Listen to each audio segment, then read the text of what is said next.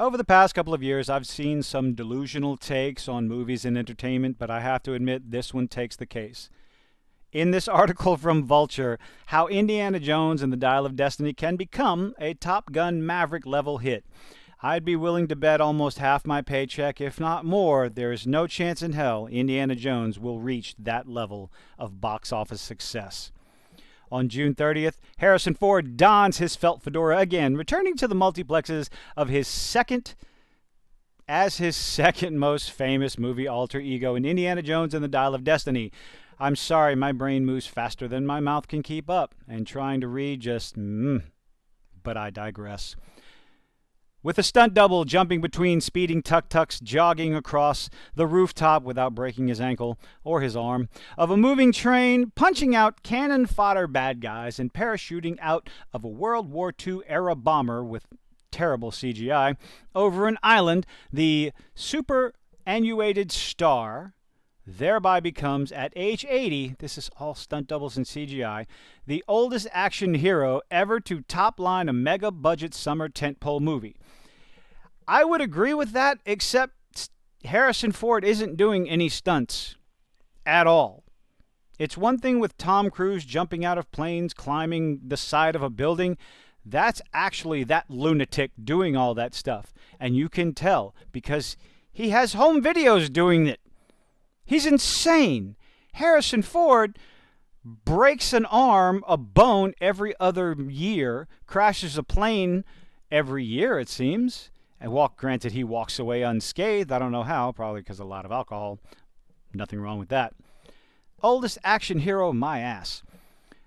That's 4 years the elder of the nearest runner-up, Sylvester Stallone, blah, blah, blah. While the cynics regard Dial of Destiny as a naked cash grab, because it is, drafting on misplaced nostalgia by IP-crazy Hollywood suits, well, because it is. That's exactly what it is.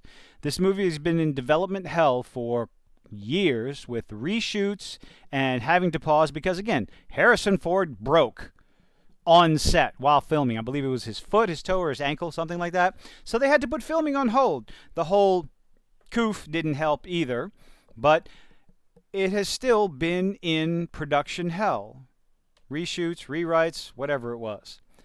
And after the Cannes Film Festival, hey, I pronounced it correctly. Thank you, comment section.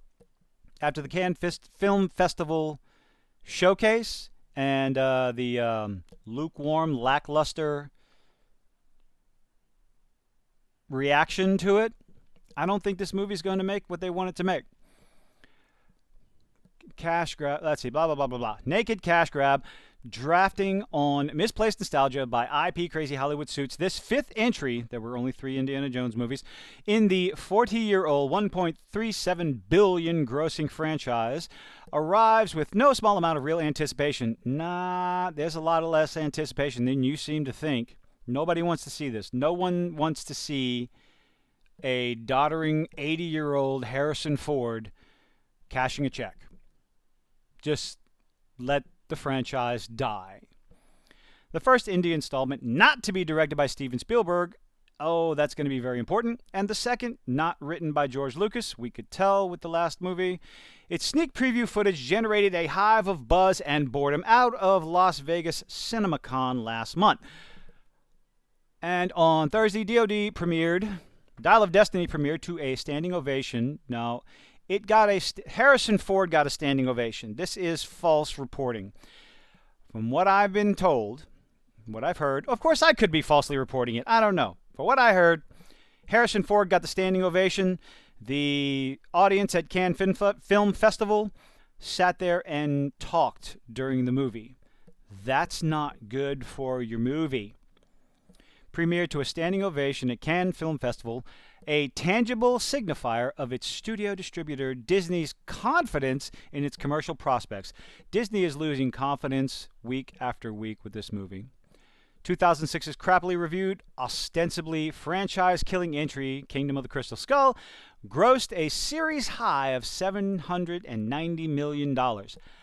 I would be concerned that this movie isn't going to break 700. Demonstrating that Indy's fourth quadrant seems to know almost no sell-by date, and can even withstand the misfire of a baton-passing turn by Shia LaBeouf. Oh my goodness. This movie comes out in November. It's showcased at the Cannes Film Festival, and market the movie like Top Gun Maverick. They can't. It's too late.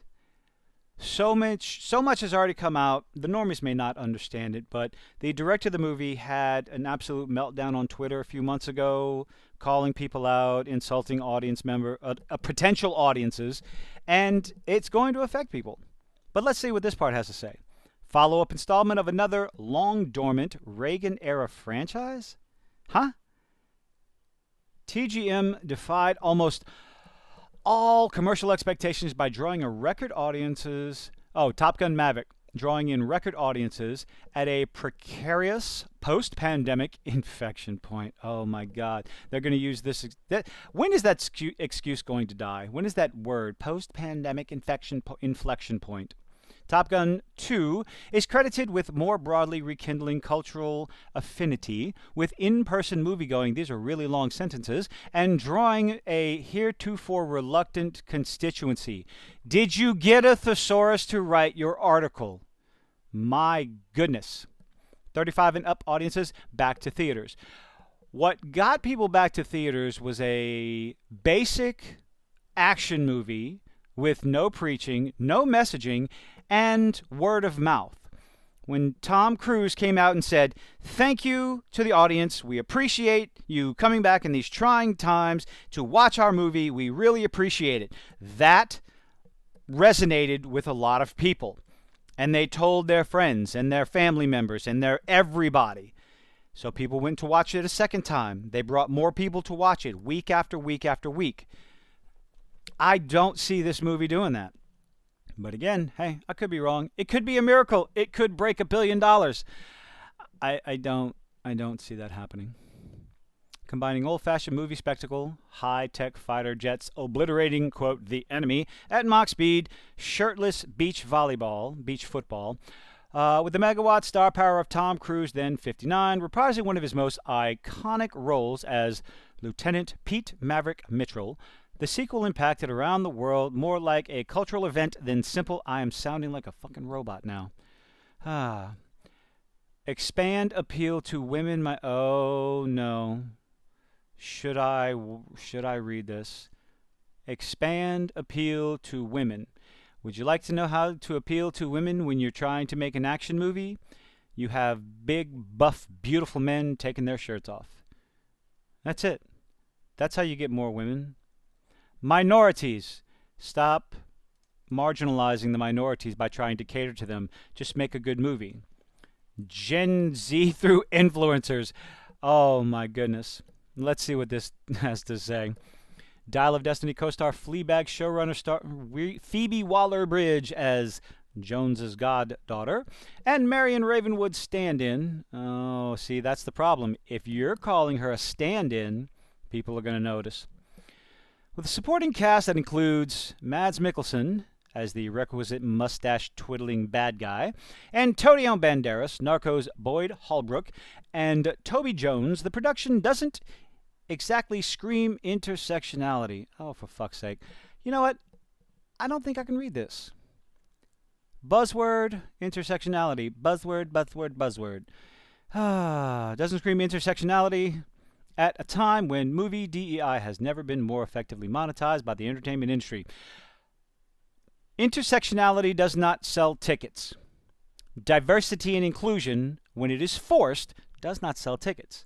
Your audience will recognize that when it's forced. If it's organic, if it's not focused on, if it's not the only thing, if it's not the only part of your marketing and advertisement, people will notice, people will show up. If it's a good story, you can have intersectionality, you can have diversity and inclusion, secondary, taking a back seat to a good story, a decent plot, and decent acting.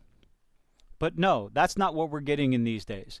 The first thing they come out is in advertising and marketing is it is so diverse. Oh, it's so inclusive. It's so this. Not one single time talking about the actual movie, the actual story. All they want to talk about is intersectionality.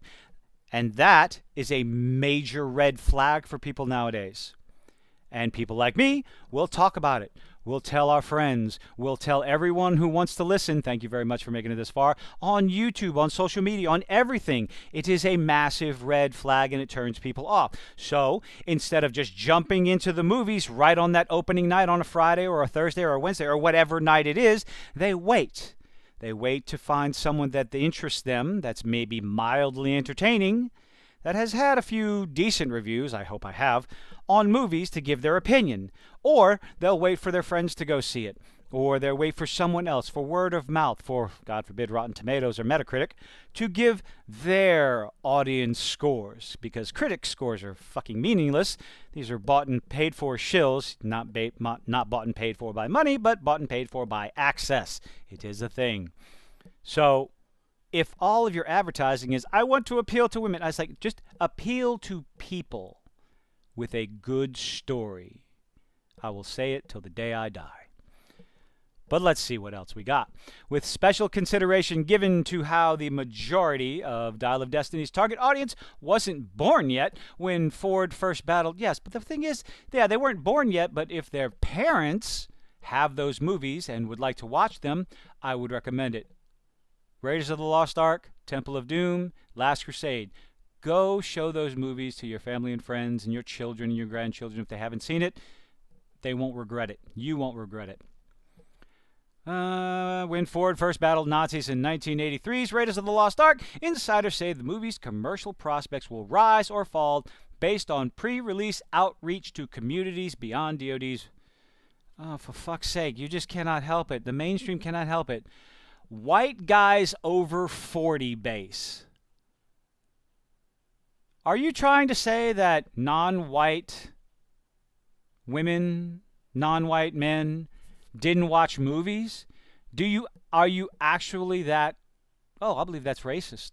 This statement right here, I'm going to say it. I'm going to be that hyperbolic. If this article is going to be hyperbolic, hey, why not join in the fun? Dial of Destiny's white guys over 40 base because fuck women, fuck minorities. They don't watch movies. They never watched movies before what, 2016? Heaven forbid they watched Raiders of the Lost Ark or Temple of Doom. Women didn't watch that. No women watched Harrison Ford and thinking that he was just the old man heartthrob. I hate this narrative. It's bullshit. Women, minority groups, and the kind of Gen Z moviegoers who came of film-going age when first released movies still went straight to streaming. How old is this writer? But while Disney has leaned on influencer marketing to a limited degree for certain titles in the past, yeah, Amazon did that too with Rings of Power, and they left them with egg on their face. Early adopter hype, building efforts surrounding Dial have been hampered by the studio's reported unwillingness to extensively test screen it. It was out at Cannes Film Festival. The reviews are out. You can't hide them. And it's not... Check out my last video. I talked about the reviews. Director James Mangold, blah, blah, blah, blah. Let's see what this... we have a quote. Quote, unless you get those people who speak to those audiences to authentically tell them, this is the movie you've got to see and here's why, and play off that you have no chance, says the executive from another studio, this person voices doubt that Disney's marketing materials for Dial so far managed that feat. Another quote. I just don't know why anyone under 30 would see this movie. Because it's boring? If it's boring, nobody's going to want to see it, even if they're under 40 or over 60. The trailers are so nostalgic. There's nothing in the trailers that has me wanting to watch this movie. I will go watch this movie because, hey, I'm talking shit about it. So, I'll put my money where my mouth is. Unfortunately, that means I have to go watch The Little Mermaid live action too. But I will watch this movie, and I will give my opinion on it. I will go in with an open mind, but I will be critical of it based on what I think Indiana Jones is based on his previous movies. Not because of what I think it should be, because I'm a white man. No, it's going to be based on what has been delivered to us before. Back to the quote. The action seemed whatever. Yeah. It looked all CGI'd up because it was. It's obvious. And I don't think that had anything to do with Ford's age. Of course it did. People are like, meh. Yeah, nobody's interested. And when you get articles like this where the only thing they want to talk about is white guys over 40, intersectionality, diversity and inclusion, articles like this will turn people away if people actually come to read these articles. But do I think this movie is going to come anywhere near Top Gun Maverick's budget, or not budget, but box office success? Absolutely not.